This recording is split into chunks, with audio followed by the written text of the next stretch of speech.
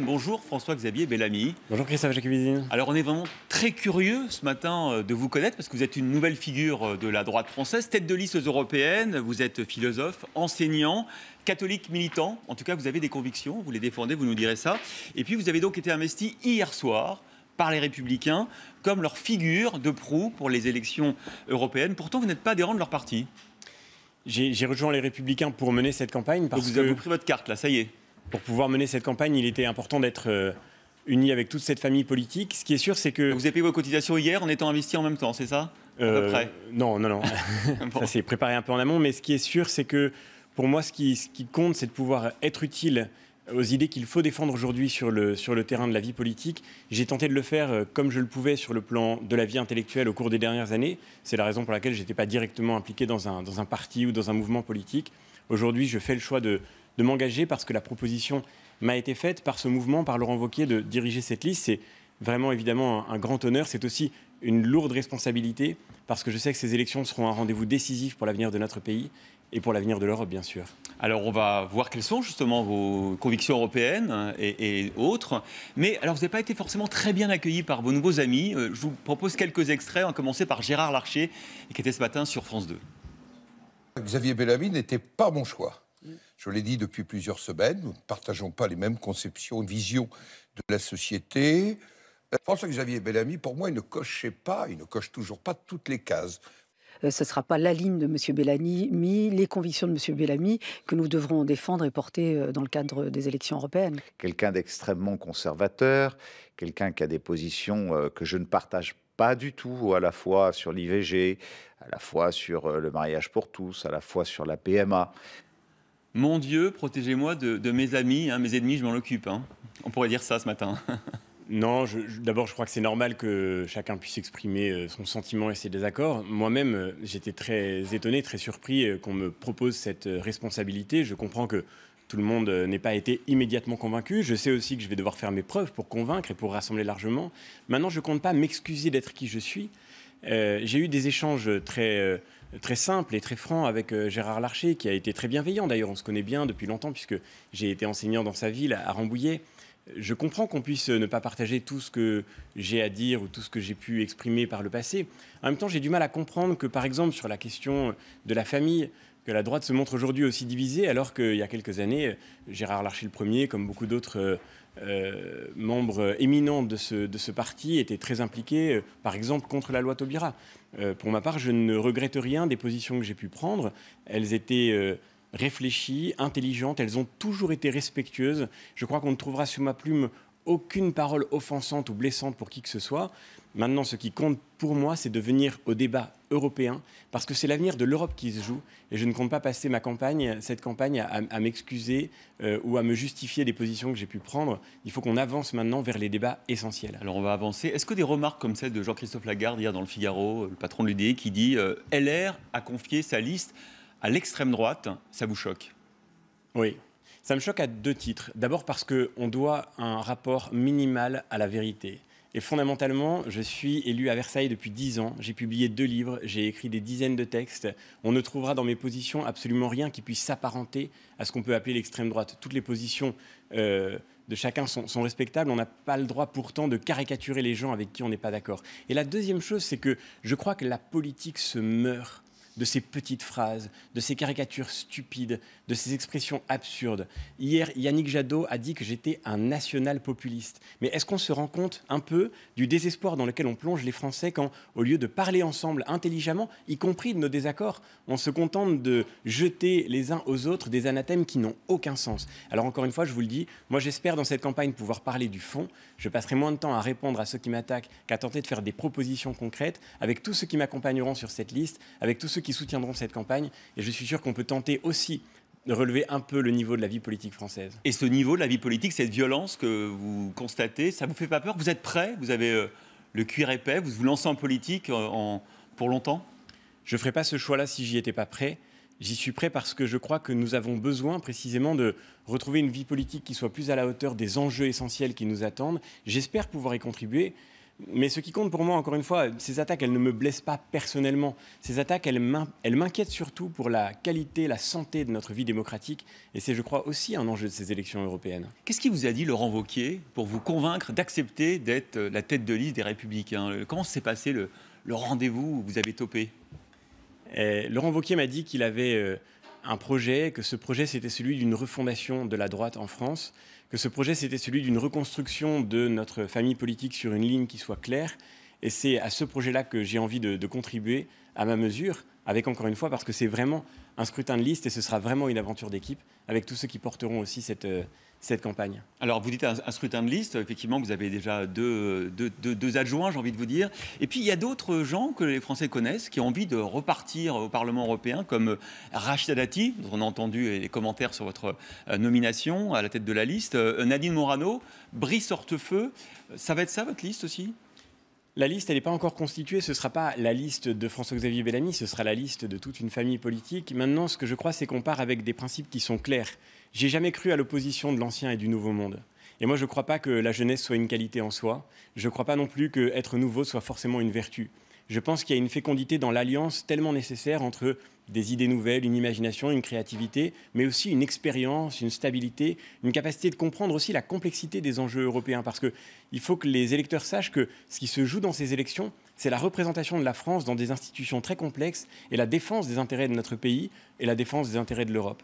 Et donc, ce début de liste qui vient d'être investi, moi j'en suis très heureux. Je suis très heureux de ne pas être investi tout seul pour mener cette aventure parce que c'est vraiment l'état d'esprit dans lequel on se trouve aujourd'hui. D'un côté, Agnès Evren, qui n'est pas parlementaire européenne, qui est élue à Paris, qui était proche de Valérie Pécresse à un moment donné, sur la culture, qui est élue à la région Île-de-France, de l'autre côté, et qui est proche de Valérie Pécresse. Mais c'est pas sa qualité première. Quand même, on voit bien, vous êtes plutôt proche de Fillon, il y a une plutôt proche de Pécresse et un plutôt proche de Juppé. Mais ce qui compte pour moi, et c'est vrai que c'est vraiment ce que ce début de liste incarne, c'est le fait qu'on allie des compétences et des expériences. Agnès Evren, elle a eu une vie d'entrepreneur. Arnaud Danjean, qui sera le numéro 3, tout le monde connaît son expertise en matière de défense. Lui est parlementaire européen sortant. Il est reconnu déjà au sein du PPE, au sein du Parlement, sur cette expertise décisive. Et je crois que cet alliage-là, il se trouve qu'en plus, c'est une alliance de différentes sensibilités ou de différentes histoires qui s'unissent autour d'une ligne. Eh bien, cet alliage-là, je suis sûr qu'il peut convaincre. Alors, on va parler de votre Europe. Quelle Europe pour les Républicains? Alors, souvent, Emmanuel Macron oppose les deux camps. D'un côté, les progressistes, de l'autre, les populistes ou les nationalistes. Vous êtes dans quel camp, vous? Moi, je m'engage contre cette vision de l'histoire et contre cette vision de la politique. Je ne crois pas, justement, je le disais tout à l'heure, que la politique puisse se réduire à des jeux d'anathème. Entre progressistes et populistes, c'est plus un débat, c'est un combat. Pour moi, la démocratie, ça suppose d'avoir un choix ouvert entre plusieurs options possibles. Moi, je crois que la question n'est pas d'être pro-européen ou anti-européen, n'est pas d'être progressiste ou d'être populiste. La question, c'est quelle Europe nous voulons construire. Et je crois pour ma part à une Europe qui fasse la preuve de son efficacité pour nous permettre de maîtriser notre destin. Aujourd'hui, malheureusement, l'Europe est trop souvent une institution qu'on subit parce qu'elle se construit loin des peuples européens sans qu'on puisse comprendre exactement ses finalités. Comment on la reconstruit? Parce que par exemple, en 2005, vous aviez voté contre le traité. Comment est-ce qu'on reconstruit cette Europe que vous critiquez en partie? Que je critique, mais pour pouvoir la sauver. Parce que le projet européen, c'est un projet qui est magnifique, d'une part. Ma génération lui doit cette paix que nous avons héritée de ceux qui ont construit cette Union européenne. Vous diriez que vous êtes européen, vous êtes français, vous êtes les deux? Et pourquoi avoir à choisir entre les deux? Je suis, et je crois que justement ce serait le piège de ce débat entre progressistes et populistes, entre pro et anti-européens, qui voudraient tous les deux nous faire croire qu'il faudrait choisir. D'un côté, on a Emmanuel Macron qui nous dit effectivement il faut la souveraineté européenne, les nations n'ont plus d'avenir, et donc il faut renoncer à être français pour devenir européen. De l'autre côté, on a des gens qui nous diront nous ne voulons pas de l'Europe, il faut renoncer à être européen si nous voulons être français. Moi, je crois que nous avons besoin de l'Europe sur des éléments très concrets pour nous permettre de maîtriser de nouveau notre destin dans la mondialisation. Prenons les questions d'immigration qui viennent d'être débattues à l'instant, prenons la question de la guerre commerciale qui est en train de se jouer au-dessus de nos têtes entre la Chine et les États-Unis. Si nous ne savons pas construire une Europe efficace qui nous fragilise aujourd'hui, si nous ne savons pas en faire une Europe qui soit notre allié, alors elle sera durablement discréditée et c'est ce qu'il faut éviter. On va parler notamment de migration, mais juste un mot sur il faut s'allier en Europe, on a des partenaires. Qu'est-ce que vous pensez de Salvini, par exemple, le ministre de l'Intérieur italien? Je crois que Matteo Salvini répond à une crise très profonde que les Italiens subissent du fait justement d'un manque de solidarité des partenaires européens, mais que sa politique ne peut pas fonctionner s'il pense pouvoir la mener seul. De fait, il faut répondre à la crise migratoire. Il pourrait être un allié si vous arriviez à travailler ensemble.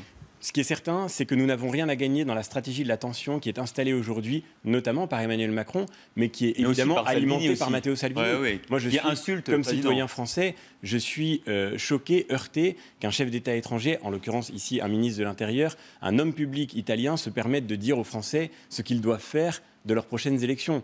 En revanche, Emmanuel Macron, très clairement, a choisi aussi de jouer le bras de fer en expliquant que ces gouvernants étrangers ne pouvaient pas être crédibles. Pour ma part, si l'Europe a un sens, il me semble que ce sens, c'est justement celui de travailler ensemble, y compris avec des gens qui ne sont pas d'accord avec nous. Et nous ne pouvons pas faire l'économie de ce travail en commun, notamment, par exemple, pour résoudre la crise migratoire. Alors justement, la crise migratoire, vous savez qu'il y a un bateau, le Sea-Watch 3, qui est actuellement au large de la Sicile. Il y a 47 migrants à bord. Écoutez ce qu'Emmanuel Macron a dit hier soir depuis Chypre. On l'écoute. Un navire, le Sea-Watch 3, se trouve à proximité de la Sicile avec 47 migrants à bord. Et nous l'avons dit, nous l'avons évoqué également avec le Premier ministre italien, je pense que cette solidarité dont nous parlons doit être appliquée de manière concrète, pleine et entière. Est-ce que vous êtes d'accord avec Emmanuel Macron qui dit qu'il faut partager ce fardeau et donc accueillir une partie de ces migrants ? D'abord, là, nous sommes devant clairement une stratégie de la tension installée aussi par les ONG, il faut bien le dire.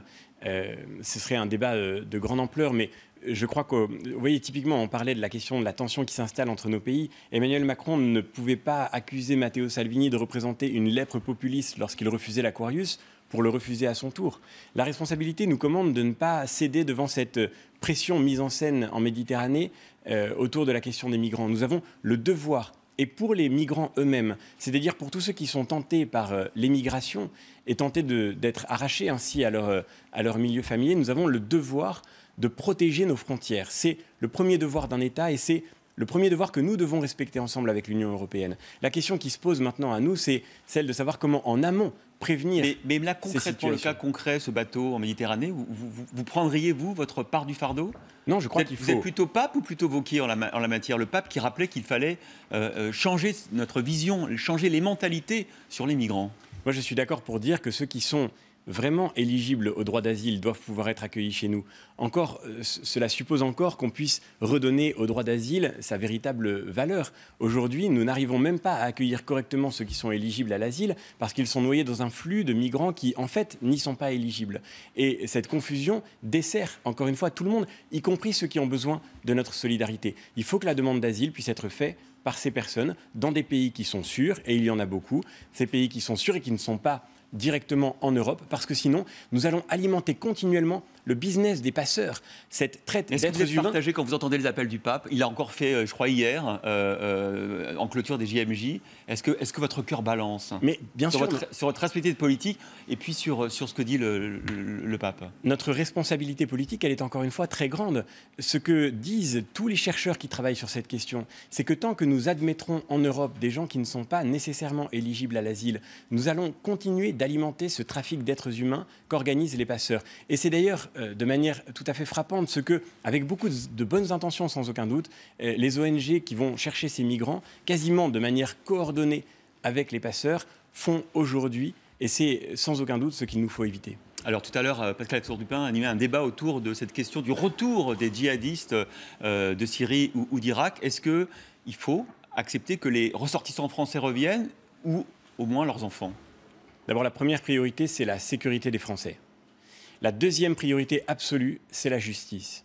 Alors la justice suppose que ces hommes qui ont commis des crimes de guerre soient jugés dans les pays où ils les ont commis. S'ils viennent en France, nous le savons bien, hélas, nous n'avons pas de preuves matérielles suffisantes pour pouvoir les juger et les condamner. Certains d'entre eux ont commis, peut-être serait-ce une exception, des crimes contre la sécurité de leur propre pays, de la France. Cela, alors c'est vrai, la justice française doit sans aucun doute pouvoir organiser les autres, il faut mieux que leur condamnation. Qu'ils restent jugés là où ils ont Mais les autres, nous n'avons pas de raison d'aller les chercher dans l'endroit où ils se trouvent pour les soustraire à la justice. Et leurs familles, leurs femmes, leurs enfants, qui sont parfois là-bas ? À mon avis, il faut prendre les choses au cas par cas. Ce serait absurde d'avoir une solution dogmatique. La question des familles est une question épineuse. De fait, comme vous le savez, les traités internationaux exigent que les familles soient maintenues ensemble et donc qu'elles ne soient pas séparées. Je pense qu'il ne faudrait surtout pas, en tous les cas, qu'on instrumentalise le cas de ces familles et notamment le cas de ces enfants pour pouvoir permettre de créer une fragilité dans l'exigence de justice et surtout de sécurité qui est la première responsabilité de nos gouvernants aujourd'hui. Donc vous feriez tout pour qu'ils soient jugés sur place, on est d'accord? Bien sûr. On va parler un peu de ce mouvement des Gilets jaunes depuis plusieurs semaines. Comment vous l'analysez, vous, en tant que politique et philosophe? Est-ce que c'est un mouvement poujadiste, de droite, qui refuse les impôts, la réglementation, ou un mouvement de gauche, plutôt révolutionnaire, marxiste, lutte des classes? Ni l'un ni l'autre, d'ailleurs, les Gilets jaunes le disent eux-mêmes. C'est d'abord le symptôme d'un désespoir très profond qui traverse la société française. Je crois qu'on fait beaucoup d'injustice à ceux qui se sont mobilisés. Bien sûr, il faut condamner toutes les violences, quelles qu'elles soient, mais on fait beaucoup d'injustice à ceux qui se sont mobilisés pour l'immense majorité d'entre eux pacifiquement, simplement pour pouvoir dire qu'ils n'en pouvaient plus de la pression qui s'exerçait sur eux. Je pense à ces artisans, à ces commerçants, à ces travailleurs qui n'arrivent pas à joindre les deux bouts. La France est le pays dans le monde qui est le champion des prélèvements obligatoires. Et nous devons prendre la mesure de ce que ça représente dans la vie de beaucoup de Français qui travaillent et qui ne s'en sortent pas. Donc la promesse que vous feriez aux Gilets jaunes, c'est moins de prélèvements à terme, moins d'État, mais aussi peut-être moins d'aide sociale, alors du coup, parce qu'il faut pouvoir financer. Non, bien sûr, on a déjà tellement à faire en rationalisant. Comment se fait-il, par exemple, que nous ayons accumulé les échelons et les strates de décision publique, les échelons de collectivités locales, sans jamais rationaliser la manière dont s'organise aujourd'hui l'aménagement du territoire? Nous avons tellement à faire pour un État qui agisse mieux avec moins. Et nous avons, je suis sûr, beaucoup de perspectives à proposer avec les Républicains au cours du débat qui s'engage, notamment justement sur le terrain européen, pour une dépense publique qui aille vraiment au plus près des besoins des citoyens aujourd'hui. Mais ce qui est certain, c'est que nous ne ferons pas l'économie d'une authentique réforme de l'État, parce que sinon nous sommes en train d'asphyxier littéralement la société et l'économie française. Il y a évidemment une sorte de contre-exemple français sur ce sujet. Il faut qu'on en sorte, parce que derrière, je le disais, ce sont des vies brisées, ce sont des vies détruites. Derrière la question du gasoil, derrière la question du carburant, c'est évidemment une pression terrible qui pèse sur beaucoup des acteurs, beaucoup des entrepreneurs, beaucoup des paysans, des agriculteurs en France aujourd'hui, et il faut qu'on réponde à cette inquiétude, à cette angoisse-là. Il ne suffira pas de parler d'une transition écologique si on n'a pas d'alternative à proposer.